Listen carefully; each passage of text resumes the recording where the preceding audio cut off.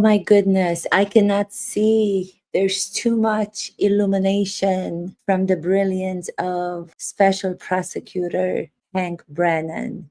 Day 28 of Karen Reed retrial. Did you guys see it? Unbelievable what he was able to do. I never understood why the special in front of the prosecutor, but now I do. Hank Brennan is the new star of this spectacle that the defense created.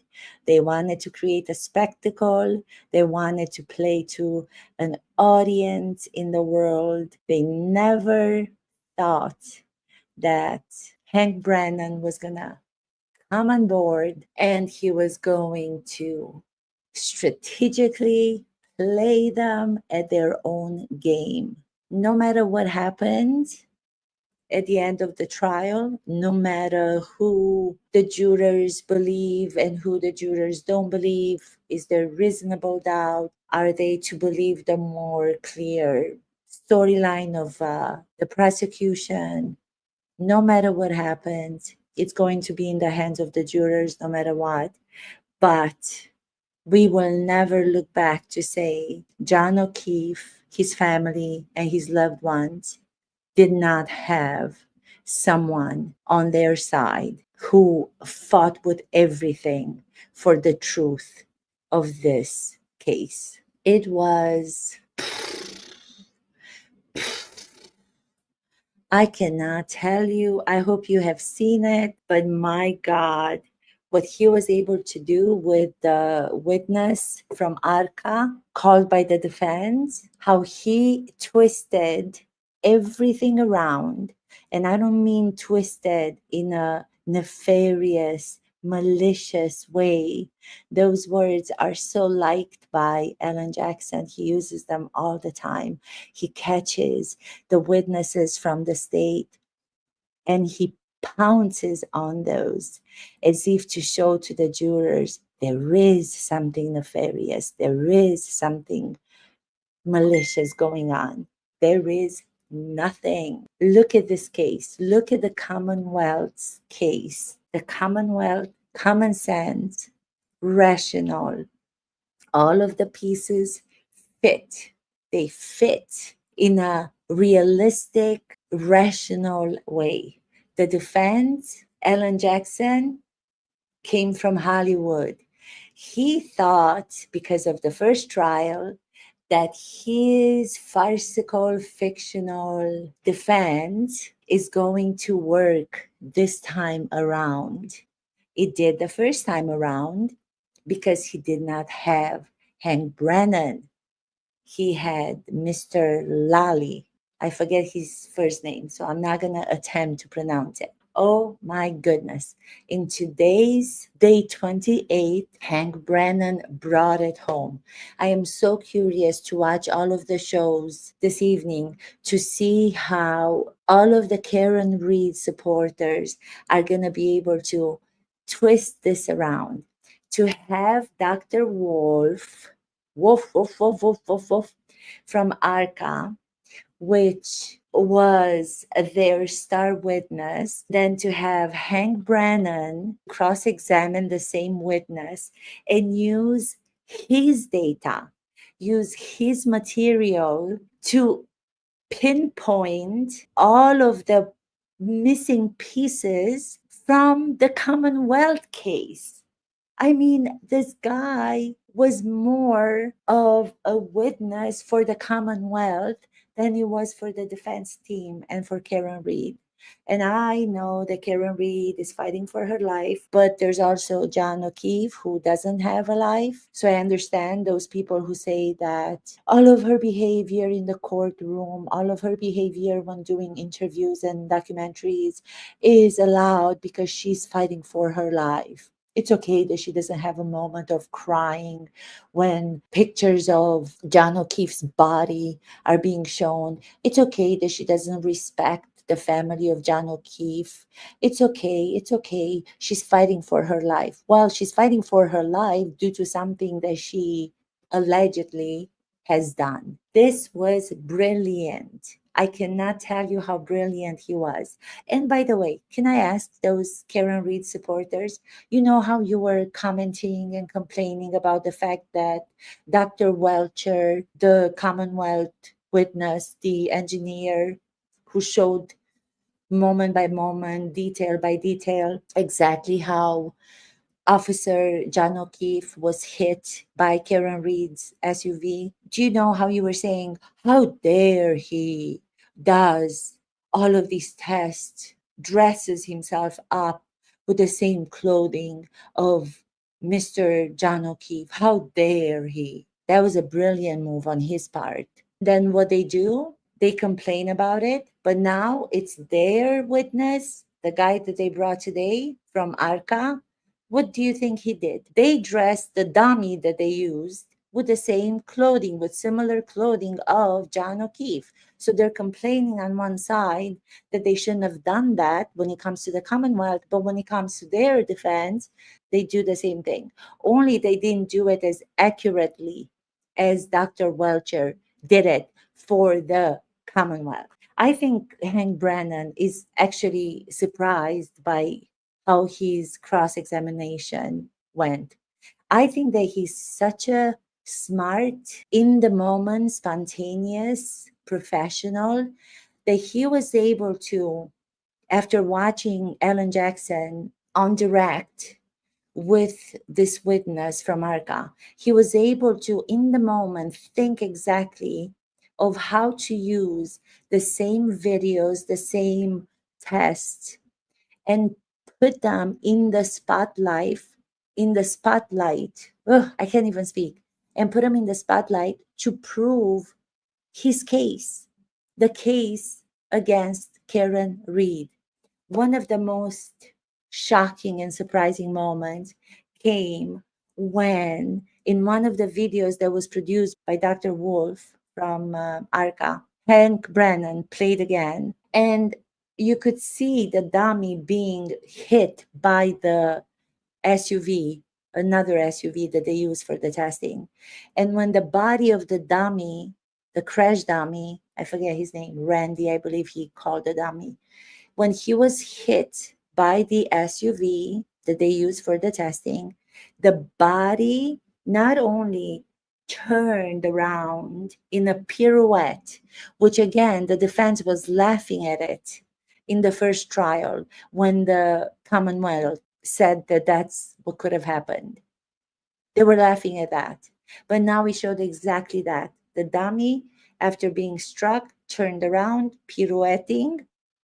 He didn't use the word, smart enough not to use the same word from the first trial. Not only that, but then the most surprising moment was the dummy's shoe came out of one of its foot. That's what happened when John O'Keefe was found on the lawn after Karen Reed allegedly hit him with her SUV. He was found there, but his shoe was found between the lawn and the pavement. The dummy from the car crash, from the defense's side, proved the point of the Commonwealth.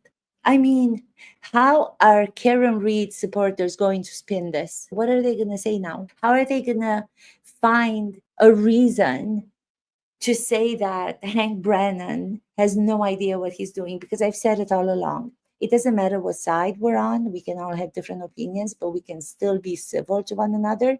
But one thing that we can all recognize, no matter the sides we're on, is that the special prosecutor, Hank Brennan, is brilliant. And I've been saying this from the first day of the trial, even before the trial. He's so methodical. He's so right on. He's a storyteller. He's just superb in the moment, listening to everything that's being presented from the other side. And somehow he manages to just get up and take over the entire courtroom. He owns the whole courtroom when he gets up. I can't observe what the jurors must be thinking. Like I said in my other episodes, jurors to me are like audience members, like spectators. But I would be so curious to know the difference on their faces, if there is any difference on their faces when Hank Brennan gets up, or between Hank Brennan and Alan Jackson and Yaneti and Alesi from Karen Reed's defense. As an audience member watching from home, as a spectator, I can't help but just believe Hank Brennan, believe his case, the defense. I don't believe it. It's not credible. It's just not rational. It's not, there's no common sense. And I think this is about common sense. I don't know anything about law, but I know even in acting, where you would think that, being that we tell fictional stories most of the time, I'm not referring to real stories that are being also done into movies, but mostly we are doing fictional storytelling. The actors still have to come from a place of common sense. They have to make it rational for them. The story has to become rational to them in order for them to be able to then put themselves into those fictional scenarios. The living of the actors has to be real, because if they're not based in reality, there's no truth.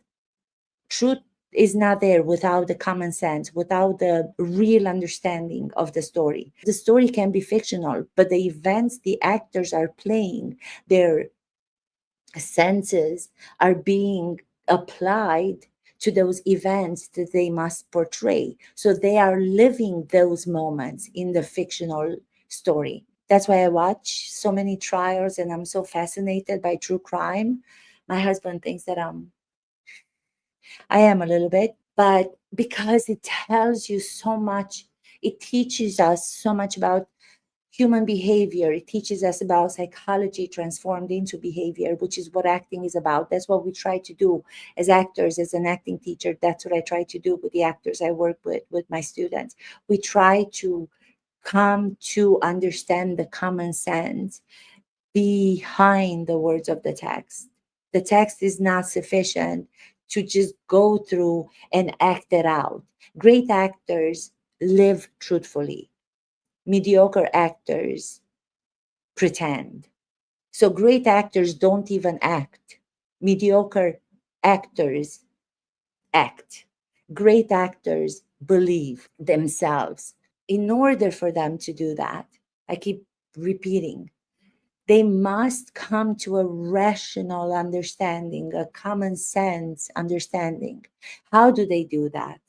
And I think the jurors must do the same thing. You do it because you are trained as a human being in your life, your experiences, your obstacles, your joys, moments of your life, good or bad, teach you how to then go and become the observer, the jurors, to watch such a trial as Karen Reed. And then use your observations, use what you know of life, your understanding of humanity, to come up with such a big decision that you have to make where someone's life is at stake. I don't think they have a book. I don't think they have a manual for jurors with 1, 2, 3, 4, 5, 6, 7, 8, 9, 10, 11, 12 points of how to go about it. I mean, I know there's a lot of directions that are going to be given by the judge, but it still depends on your common sense and your understanding of what it is to be a human being. You see a dummy that was used for a test by the defense's witness, their star, supposedly, who was going to prove to everybody that Karen Reed did not back up and hit John O'Keefe. When what we saw today, it shows exactly the opposite. What is the defense thinking? Why would they hire somebody like that to come with such testing to hand over to Hank Brennan the case? When he got up to cross examine the same witness, he used their testing that was done for the defense that was supposed to help Karen Reed. And he proved his case with their testing. The car, the SUV, the Lexus SUV, backs up, hits the dummy. The dummy turns around, the legs cross, twist, and one shoe comes off, almost comes off. And that's exactly how John O'Keefe was found. Who is not prepared? How can you not be prepared? Alan Jackson, Mr. Hollywood, your Hollywood fictional defense story for your starlet, Karen Reed, doesn't seem to be working the same that he did in the first trial. Why would you come with the same strategy that you had in the first trial when you know that there's going to be another prosecutor who's going to take over the case? Why? If I'm going to play a character on stage and I'm playing it with an actor tonight, and then tomorrow I'm going to play it with another actor, I have to come with a different strategy because the actor that I played with the other day is not going to be the same as the next one.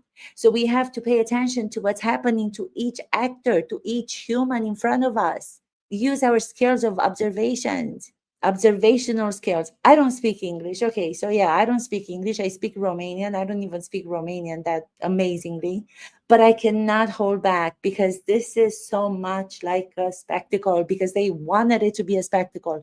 The defense wanted this to be a spectacle. They're playing it not for the jurors. They're playing it for the people out there in the social media. They're playing it for their Free Karen Reed supporters who have decided to put a blanket over their face so they can only see in the dark and stay with their story, no matter what the facts, no matter what the prosecutor is bringing. And they go on these different YouTube channels and they talk about it. And I'm looking at them and I'm like, how can you say that with a straight face? How can you say that Karen Reed has nothing to do with backing up her SUV when their own testing shows that it is so possible? And this is on top of all the other documents and all the other data and everything else that was presented by the Commonwealth. But no, that's not what happened to him. Karen Reed dropped him off in front of the house at 34 Fairview Road, left him. She decided not to go in the party. She wants to go back home, but she doesn't go to her home, even though she admits they had a fight in the car. No, she's going to go to his house. I'm going to let you go. In one of her interviews, one of her documentaries, she says that she saw him go in the house, then she didn't. Then she knew that she could have clipped him. She might have thought that she clipped him. Oh, on top of it, you let your client give interviews and do documentary films when she's on trial, and you're saying that your telling of the story is not played for the media? Really? And now Hank Brennan, his brilliance, of course, he's using every clip from all the interviews and all the documentaries that she and her defense lawyers have done, and he's playing them. She's narrating her own story. It's incredible. But no, she dropped him off. She dropped him off. She went back to his house. He went into the house of these other officers, colleagues of his, and they decided to take him out. Let's just take him out, beat him up. And before he dies, let's just carry his body out of the house and put him in front of our lawn so we can frame Karen Reed, because we know, somehow we know that she might come back in the morning to look for John O'Keefe, and then we can frame her with his death. Does that sound rational? Is that common sense?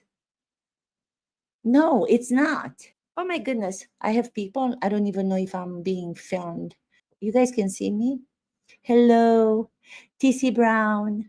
Hello, Libby Wilson. Oh, it's so nice to have you here. I'm trying to do this, trying to test it a little bit, trying to see how well I can speak. But then when I'm concentrating so much, I want to remember all of the things that I wanted to talk about. And now I don't even remember what I wanted to say. But thank you so much to both of you for being here. Please let me know if you're watching the retrial. Please let me know if you watched the first one. This is really incredible.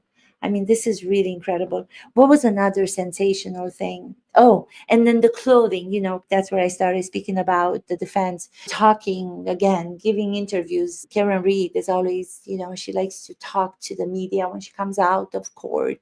She likes to give her interviews. And when she's being asked if she's going to testify, she says, TBD, TBD. Who says TBD? A 20-year-old, not even. I don't even know. Who says to be announced? Is that what he means? I don't even know what he means. TBD, TBD. And she was talking about how she thought her case was going, how the defense was doing, and how they were going with the case this time around. And she said it's very robust. It's very robust. Well, I wonder what she's thinking right now, because I don't see her as animated as she was in the beginning of the trial.